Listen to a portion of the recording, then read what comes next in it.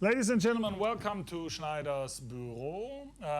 This is a system from Analogue Systems. Analogue Systems from Cornwall made Analogue Systems, as their name say. And this is a nice wooden cabinet that was explained by Clifton Cameron on Superbooth 17, where he played a performance. Unfortunately, we did not record the performance itself, but started to record when he explained the performance. So you missed the best part of it, so next time you better be there in person. If you can't afford such a nice system, you can also just buy a cable, make some hum with something here, or you can have it even better and play around with things like that.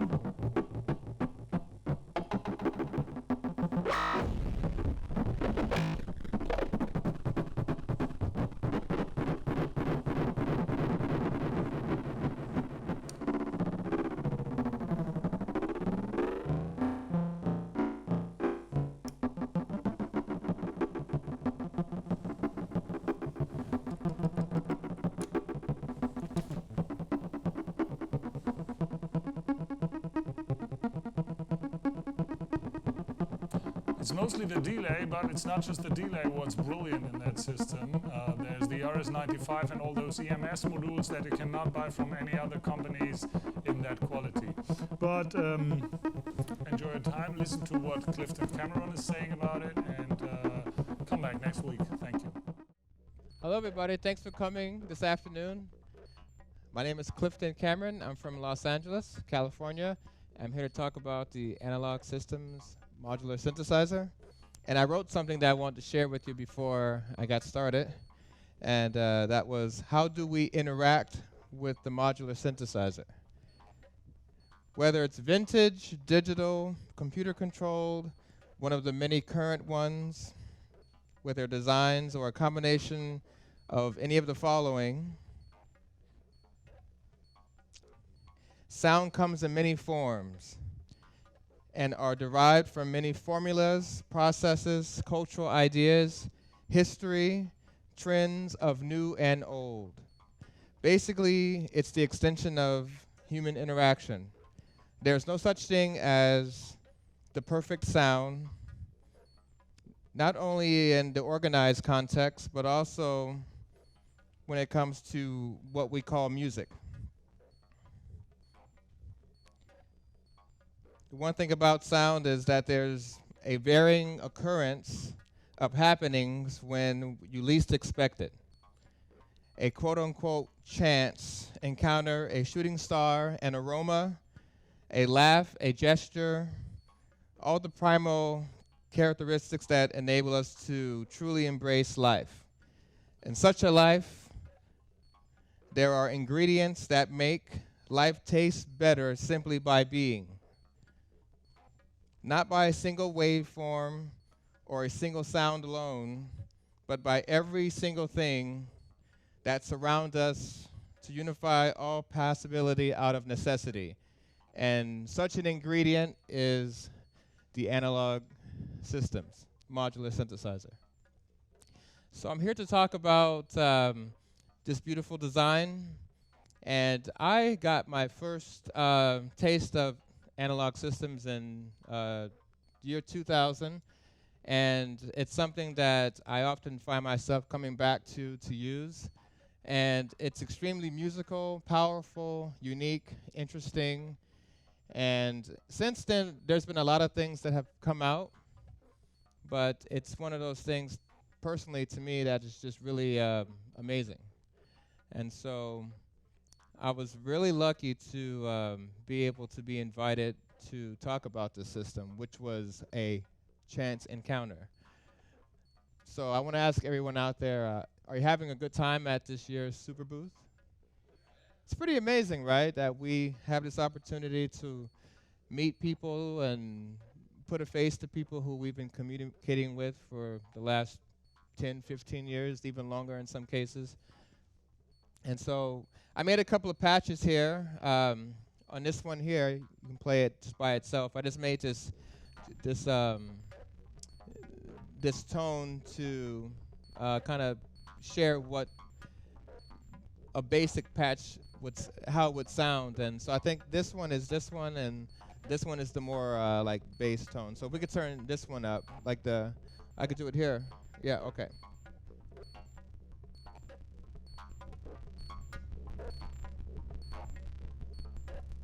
And so this sound here is just a sound that I put together just to show what possibilities can take place with less than a dozen of cables. And so basically here I just have an oscillator going into a low-pass filter, and from there it's going into a signal mixer, but it's also cascading before going to the VCA to a multi-mode filter, and a basic 8-step sequence that's controlling the frequency of the multi-mode filter. So this is just a basic sound that could be put together in a minute and a half. And it just demonstrates what the possibilities are with this system. And I don't know if anyone knows about the history of Analogue Systems, but there's been, I guess you could say that there's been a lack of interest on some levels by people who are new to the Eurorack community, because it doesn't have a bunch of blinking lights, and it doesn't have little colorful aliens and things of that nature. But the system was designed by people who are really passionate about music, and you know, they started out repairing musical instruments. It started with a person who was a collector who played and loved these instruments, and decided to work with some people who were very talented to create a vision that was something very personal to him.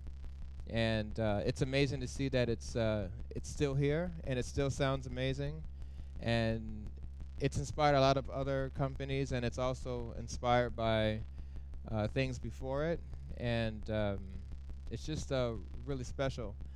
And so a lot of people talk about complex waveforms and making unique sounds.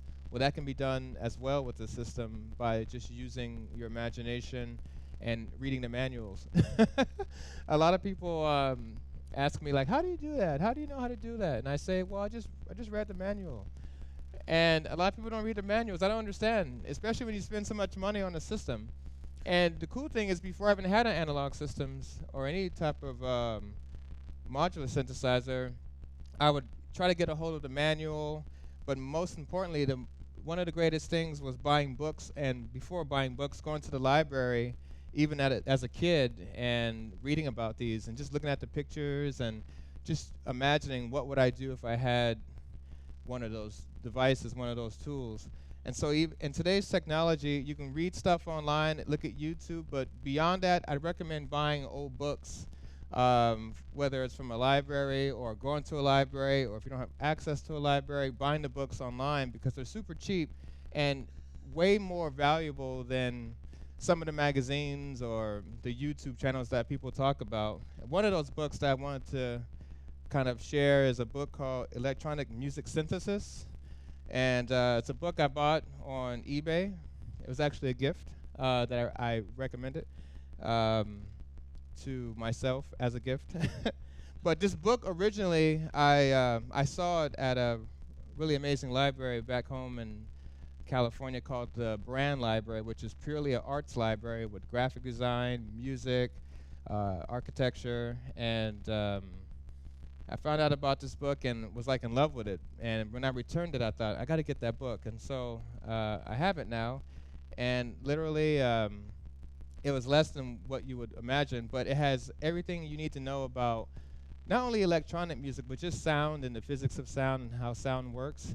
So it's called Electronic Music Synthesis, and it's written by a guy named Hubert Howell Sr. And it's amazing. So there's and the funny thing is, when you go to Amazon and you type in one of these books, it like takes you into other dimensions of other books. Christoph, sitting here in the front, just recommended 5 or 6 books to me on DSP and electronic circuits, and it's just amazing that we can exchange information with each other and learn. But I think books is where the magic is, and then also imagination and listening to good music and having the right tools and not being misled by all of these quote unquote magical things that'll make your life easier or make music easier. It's like you have to have the desire and passion within to create and be able to think about the possibilities of working with sound, music, and that applies to everything, whether it's painting, sculpture, writing, breakdancing, cooking, traveling to different places in the world. And so we'll go from this sound and bring up the other sound because there's a lot of talk about complex oscillators and generators and the West Coast versus East Coast, and that's another thing that's kind of cheesy and lame because good music is just good music no matter where it comes from. So I have an interest and love for all kinds of music, whether it's classical music. I love going to the opera. I love listening to jazz, classic rock. So as far as music's concerned, in terms of genres, I just like what I like, whether it's world music from India or Gregorian chant. Just music is amazing when it's good and when it comes from the heart. So I'll play the second sound, which is different than this more of a deep drone, to show that the analog systems can also do quote unquote complex synthesis.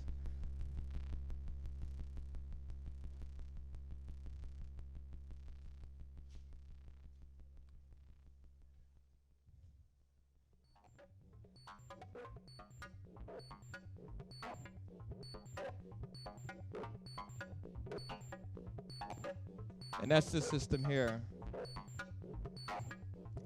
And the funny thing about this system, it's massive, but you can see that a lot of things aren't being used. So, I can make a really big complex patch, but that's not the point of this talk. The point is to show that you can create whatever you want with this system, whether it's a drone or a bass line or, do butterflies surrounding a pond or whatever you want to do, because the great thing about these systems is that you have full access to just the range of tones and frequencies. So it doesn't have to be this or that. It can be whatever you want it to be. And I want to talk about this little thing right here. There's a company called Intelligel out of Canada that make Eurorack modules, and they have this little hub, which is really cool, which will enable you to have a signal come out, and then you can split it into 3 other locations. So I know that in certain systems they have banana cables, and so the Eurorack doesn't have that. They do, but it's not really banana cables. But this is a great way to extend the functions to push them into other portions of an existing synthesizer. And with that being said, I want to turn this down and share something. I have 5 magic people that I want to mention, and then also give a shout out to some great people who have made this possible for me. And so these magical people who are strongly behind the Analog Systems is Bob Williams and Steve Gay. And so these two collaborated heavily. And there's a really cool Vimeo video on the history and talks about the modules. So if you want to find out about that, talk to me. I'll give you the link. But it's amazing, and it was done by the people who put on Superbooth here. And it's a one-on-one conversation with Bob and Steve about Analog Systems, how it started, and some little inside secrets about the actual system. And also want to give a shout out to Dr. Lippold Hawken, who's sitting right there, who makes the Hawken Continuum, which is an amazing instrument. Also give shout out to Edmund Egan, who's sitting over here, who has created the Egan Matrix with Lippold on the Continuum. Also Laurie Badulf at LB Designs, who's in Australia. And thanks to Andreas, Renee, and the Alex 4 family for inviting me to come out and show something special and extraordinary. here at Super Booth 2017. If you guys have any questions or want to talk to me, come see me at the booth, or if I'm walking around, ask me any questions, and I'd love to talk to you about this system or anything in particular to sound, life, and or music. So thank you for having me.